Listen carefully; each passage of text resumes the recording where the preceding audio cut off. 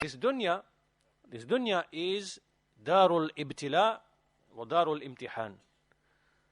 This world, the life of this world, is basically an abode of tribulations, of trials. And this is made clear in many ayat in the Quran. From them is the statement of Allah Azza wa Jal, حَسِبَ النَّاسِ أَن يُتْرَكُوا أَن يَقُولُوا آمَنَّا وَهُمْ لَا يُفْتَنُونَ. Does mankind, so he is referring to mankind, not the people of Iman, mankind, حَسِبُ النَّاسِ أَن يُتْرَكُوا, that they will be just left alone in saying that we believe, and that they will not be put to trial, that they will not be tested. And in the next ayah, this is Surah Al-Ankabut at the very beginning, verses 2 and 3, Allah Azza wa Jal continues, وَلَقَدْ فَتَنَّ الَّذِينَ مِنْ قَبْلِهِمْ فَلَيَعْلَمَنَّ اللَّهُ الَّذِينَ صَدَقُوا وَلَيَعْلَمَنَّ الْكَاذِبِينَ. That indeed we certainly put to trial those who came before them, and certainly Allah knew those who were truthful from those who are the kadhibeen, from those who are the liars. So, as Ibn Kathir rahimahullah explains in relation to this ayah, what does this ayah mean? It means that Allah Azza wa Jal, He will put you to trial by way of as-sarra wad-darra, that there will be things which are pleasing to you and nice, and those things which are harmful to you. You'll be put to trial with this and with that, with the opposites. And likewise with al-usr and al-yusr, with things which make your life difficult and with things that which will make your life easy. And with al-manshat wal-makrah, meaning things which are agreeable, pleasurable, likable, and things which are dislikable, detestable, that you don't like. So again, opposites. Wal-ghina wal-faqr. Likewise, you will be put to test by way of riches, plentiful wealth. Or on the other hand, there will be poverty, a lack of wealth. And likewise, as-siha wal-marad, there will be illness and good health and illness. And likewise, al-izz wal-dhul, that He will put you to trial by way of giving you honor and might upon the land, upon the earth. Or He will lower you and humble you. So we see in all of these things there are opposites. And Allah puts you to trial with these things. And what is the intent behind all of this trial? By way of these means that we see mentioned, the intent is to distinguish between categories of people, between the muwahhid from the mushrik. So the muwahhid is the one who ascribes the bounties to the one who originated them. Right? He ascribes the bounties of food, drink, clothing, and all of the ayat that we see. He ascribes them to the one who actually originated them. And then, for gratitude, he obeys that being, that creator, that maker. So, to distinguish between the muwahhid and the mushrik. But it doesn't just stop there. To distinguish between, likewise, the mu'min and the kafir. The person who believes in the messengers because of the evidences, the ayat, the signs that they bring, which are apparent to everyone, for everyone to see. So from the one who believes in the messengers and in Tawheed and all of its necessities which follow on from that, from the one who is a kafir, the one who is arrogant, the one who denies the clear favors that he knows he's enjoying on a daily, routine, regular basis, to distinguish. So therefore, as we said, he will give the mushrik as-sarra and al-yusr, al-ghina. He will give them all the good things as a trial and a test. Similarly, between, once we enter into Islam, the Sunni and the Bid'i, the person who is upon the Sunnah, who follows the Sunnah, and the person who follows Bid'ah, the one who opposes the messengers, opposes the messenger, and doesn't abide by his guidance. Likewise, between the Salih and the Fasiq, the one who is a righteous person, who avoids that which Allah has prohibited, from that person, to distinguish between that person and the Fasiq, the sinful person. Likewise, the muti', the one who obeys Allah, who is obedient, from the asin, from the one who is disobedient. And likewise from the qawiyul iman, from the da'iful iman, the one who is strong in his iman, from the one who is weak in his iman. And likewise the one who is sadiq, from the one who is kadhib, as we see in the ayah. And the one who is muhiq, from the one who is mubtil. The muhiq is the one who accepts the truth, when it comes to him and treats it as being the truth, from the one who rejects the truth, falsifies the truth and says it is false. So all of these distinctions that we see, these categories that we see, these 8 or so categories, then we understand that in this creation, in this world, it is Darul Ibtila, Darul Imtihan, and this is how we interpret everything which is happening around us. Right? So we make sure that we understand this and that our children understand this as well. That you, or my child, or my son, or my daughter, this world is a temporary world. It is a world of trials and tests. And the intent behind the test is to distinguish between this and between that. Between this and between that. Between the categories that we mentioned. And how will Allah Azza wa Jal distinguish? What are the means and ways? Well, sometimes you will be healthy, sometimes you will be sick. Sometimes you will have riches, sometimes you will be in poverty. Sometimes you will be in happiness, and sometimes you will have grief and sadness. Sometimes there will come to things that you will like, sometimes there will be things that you dislike. So basically you prime your children, you prime your family to understand that this is how you interpret everything which is happening to you on a day-to-day basis.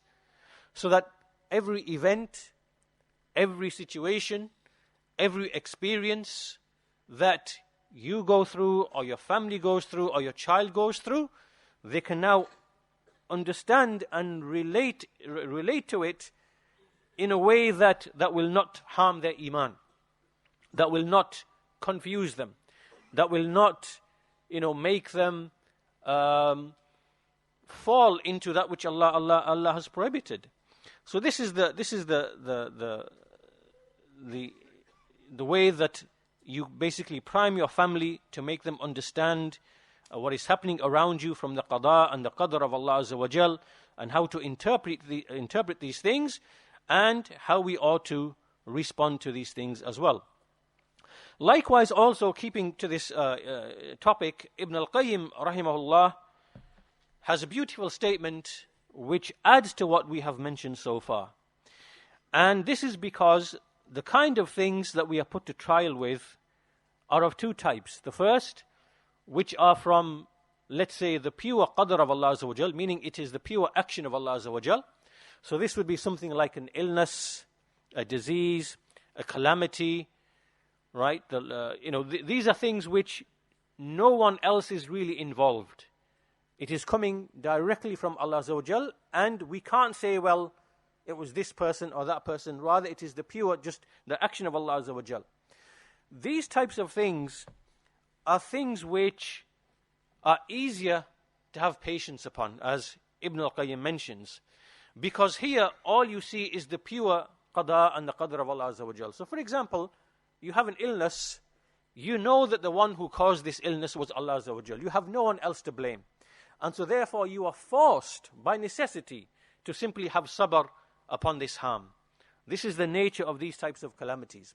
That's why it's easier to have patience upon things like an illness, a family, a bereavement, a loss, a calamity, because by necessity you are forced to bear the harm. This is one type of affliction. The second type of affliction is where there are now people involved, where you are put to trial by other people, different categories of people. And that's why we see in the Quran, Ibn al-Qayyim mentions the ayah, وَجَعَلْنَا بَعْدَكُمْ لِبَعْدٍ فِتْنَةً أَتَصْبِرُونَ. We have made some of you as a trial, as a tribulation for others, to see, are you going to show patience? Are you going to be patient?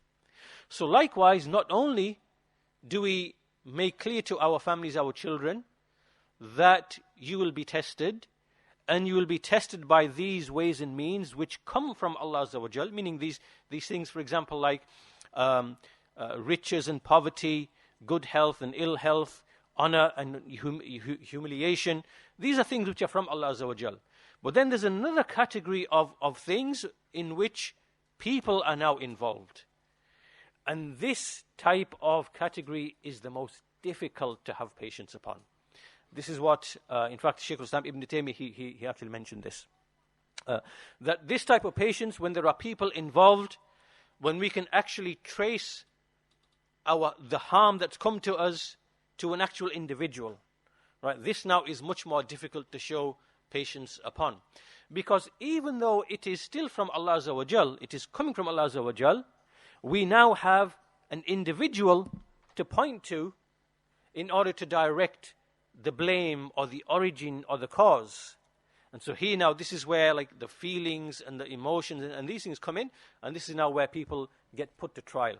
So Ibn al-Qayyim, in explanation of this ayah in Surah Al-Furqan, this ayah is in Surah Al-Furqan 25 verse number 20, وَجَعَلْنَا بَعْدَكُمْ لِبَعْدٍ فِتْنَةً أَتَصْبِرُونَ وَكَانَ رَبُّكَ بَصِيرًا.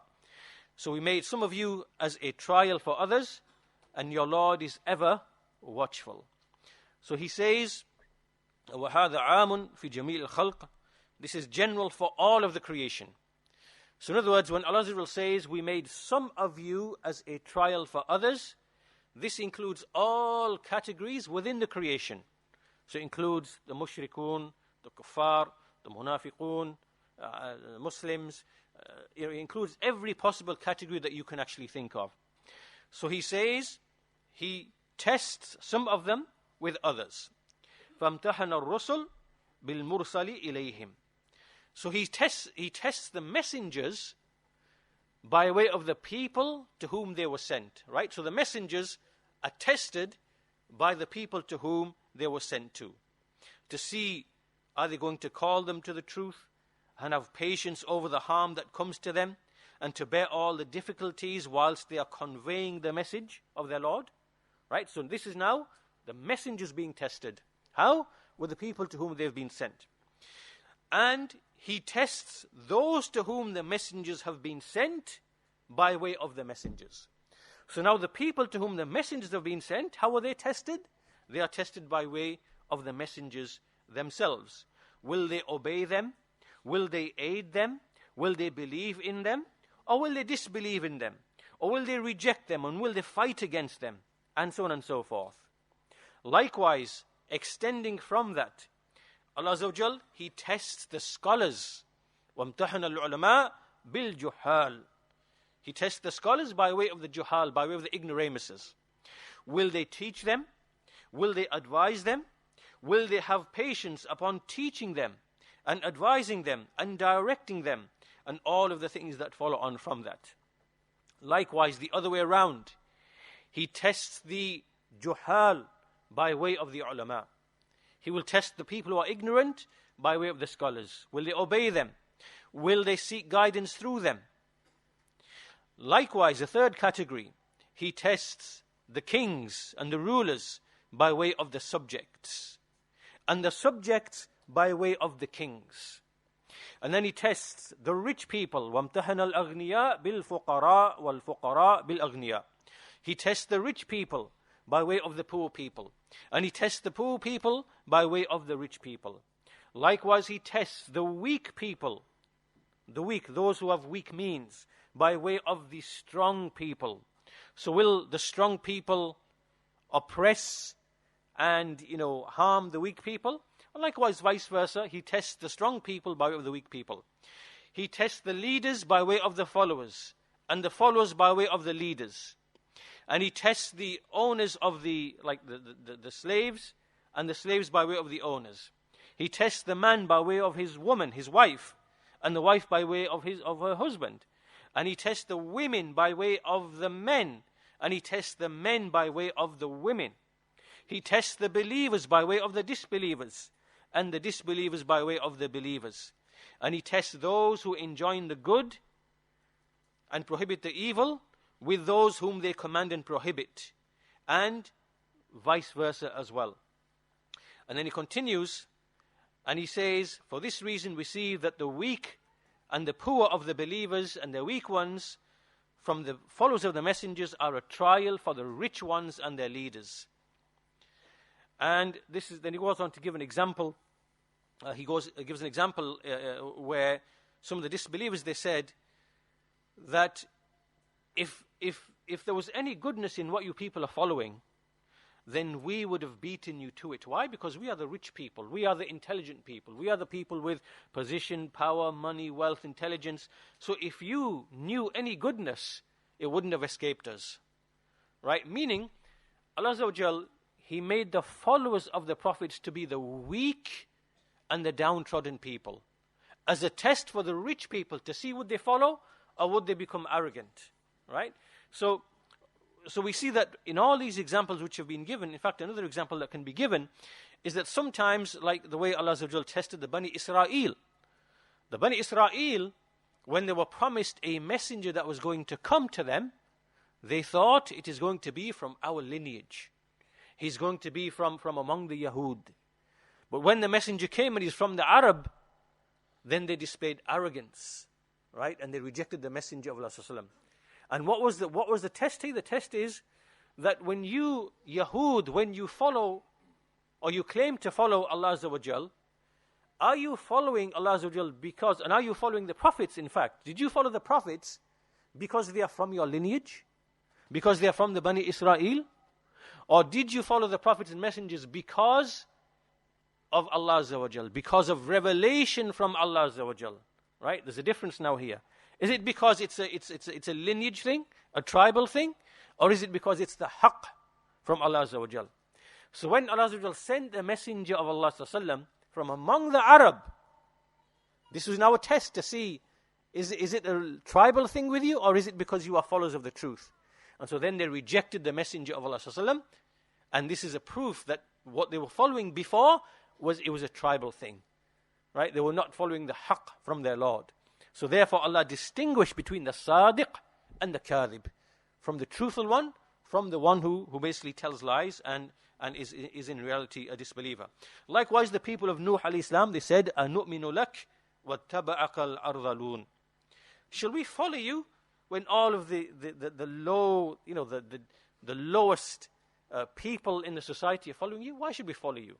So you see, the rich tested by the poor. And, so this is how it is. This is how it is.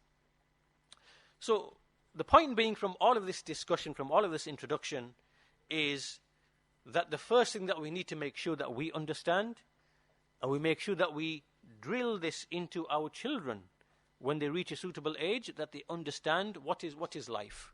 What is this life? And what is the direction in your life? And where are you headed towards? And what is the wisdom of Allah Azza wa Jal in bringing these things to you?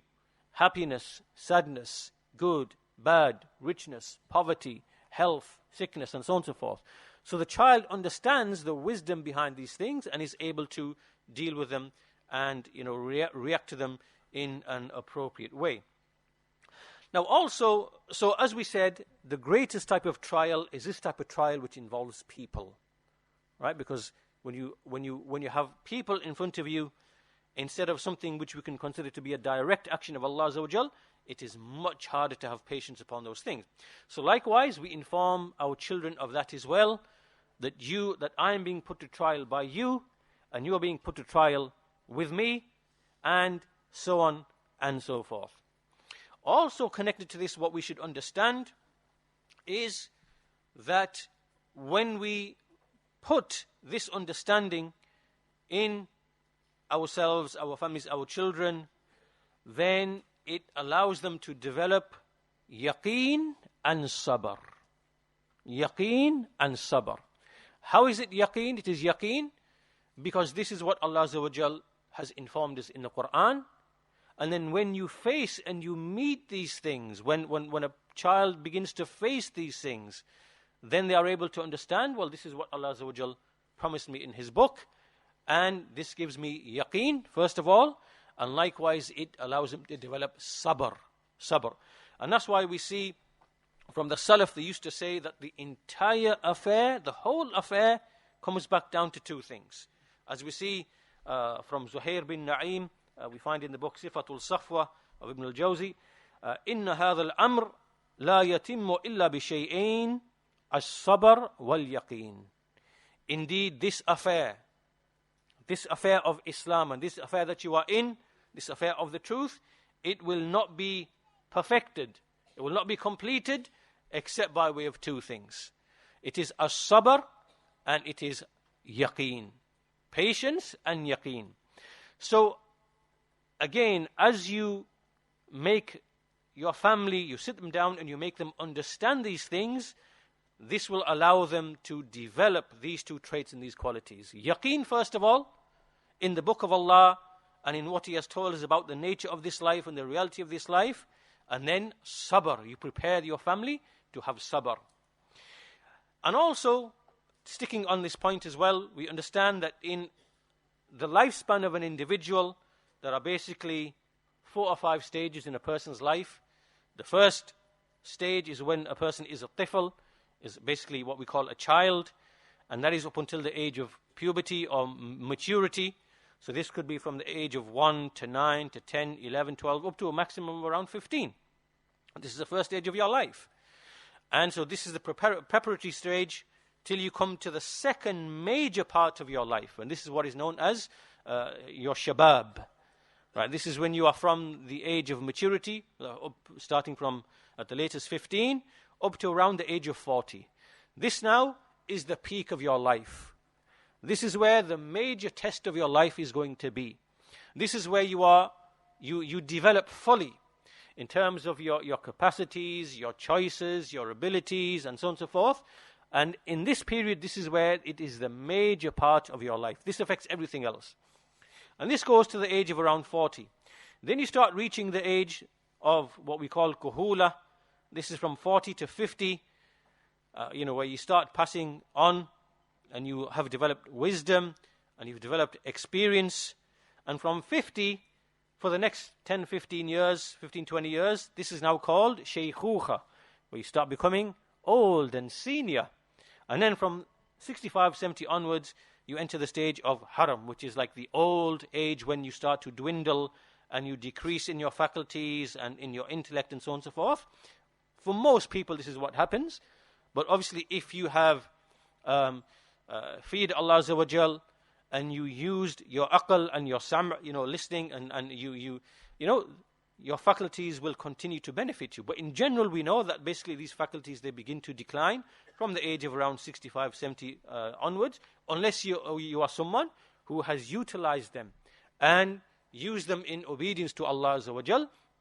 Allah blesses you with these affairs.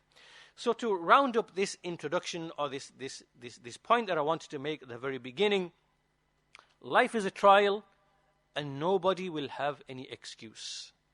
And I want to mention a beautiful narration that is related from one of the Salaf, Hatim al-Asam, and it is related that he said, and I listen to this very carefully, إِنَّ اللَّهَ عَزَّ وَجَلَّ يَحْتَجُّ يَوْمَ الْقِيَامَةِ عَلَى الْخَلْقِ بِأَرْبَعَةِ أَنفُسِ عَلَى أَرْبَعَةِ أَجْنَاسِ. On the day of judgment, Allah Azza wa Jal will use as proof against His creation, against 4 types of people from His creation, by way of 4 types of people. Right? So there are 4 types of people against whom Allah Azza wa Jal will use a proof by referring to 4 other types of people. What are those 4 types of people? First of all, he said, عَلَى الْأَغْنِيَاءِ بِسُلَيْمَانِ. So he will use as proof against the rich people the Prophet Sulaiman alayhi salam. How is this now a proof? Right? A rich person with lots of wealth, lots of money, like a disbeliever, or it could even be a believer who was, a Muslim who's given lots of riches and wealth. So he comes on Yawmul Qiyamah and he says, oh Allah Azza wa Jal, you gave me wealth, you gave me plenty to be distracted with, how could I now obey you when you put me to trial with this wealth? I was distracted. So how can how can you judge me and punish me for something that you brought to me? So the proof, the hujjah of Allah Azza wa Jal against this individual is that He will bring Sulaiman alayhi salam, the example of Sulaiman alayhi salam, and say, here is one of my servants. I gave him a dominion that nobody else was given. And you know that Sulaiman alayhi salam was given a dominion, right? He was given he was given control and power over even some of the phenomena, like the winds were subjected to his use. He could understand the speech of birds and things like that. The jinn was subjected to his use. Who has a dominion the likes of Sulaiman alayhi salam?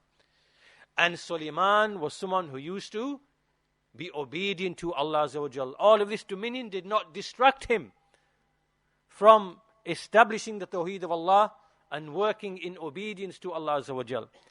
So therefore, no person of wealth will have any excuse on Yawm al-Qiyamah. Then he continues, وَعَلَى الْفُقَرَاءِ بِالْمَسِيحِ Isa ibn Maryam.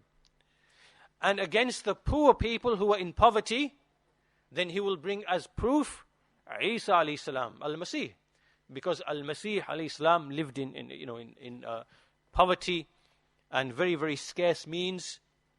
So when a poor person comes and says, Ya Allah, I was starving, I had no wealth, I had no means, I had how then can you blame me when I was put to trial seeking even just the basic necessities of life? And the answer will have to be, well, he is one of my servants, Isa alayhi salam. And he was in greater poverty and of scarce means than you. Yet he was a caller to Allah. He was a teacher. He was blessed wherever he was. And he did not, withhold or fall short in making shukr, even with the scarcity that he had. That's the second category of people. The third one, وَعَلَى الْعَبِيدِ بِيُوسُف alayhi salam. So al-abid here, those who are basically, enslaved, because Yusuf alayhi salam was enslaved. He was taken in slavery. He was cast into a prison, right? And he was put in the prison for how many long years? So a person might say, Ya Allah, I was subjugated, I was subdued, I had no volition, I had no this, no excuse. Because he is our servant Yusuf alayhi salam, and look at what he went through. Yet he was a caller to Allah. Even in the prison, he was calling those two prisoners to Tawheed. And he was grateful. So again, no excuse for anyone who is in that situation. وَعَلَى الْمَرْضَى بِأَيُّوبَ alayhi salam. And then those who were ill, they were suffering from illness. Right? The person has a lifelong illness. The person has diabetes, he has cancer, he has some debilitating back pain or something, right? His whole life he's suffering. And then this is now his excuse for maybe he's a disbeliever, and maybe he's angry and he's thinking, how can there be a Lord? How can there be a creator? This is unjust. Why am I suffering? Or it could be a believer, maybe he suffers from something of the same thing. Why should I be, why should I pray? Why should I fast? Why should I, when Allah's given me all of these, disabilities and harms, and so he falls short in his obedience to Allah Azza wa Jal. So whichever the two cases, then Ayyub alayhi salam will be the hujjah. Will be the hujjah against such people.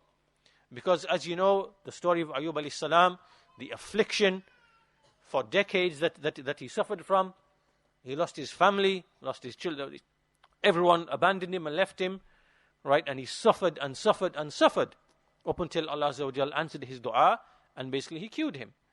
So who suffers more than Ayyub alayhi salam suffered? So you have no excuse.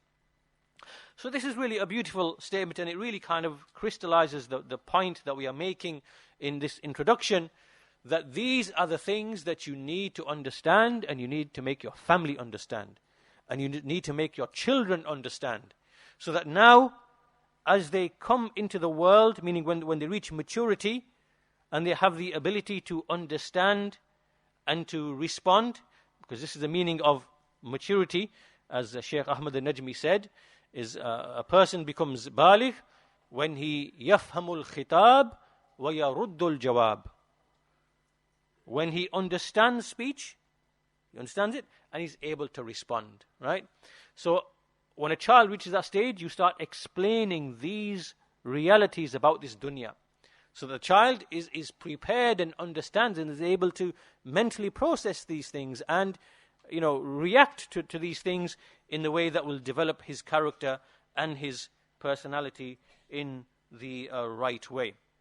So once all of this is clear, life is full of fitan, trials and tribulations. So we come to the essence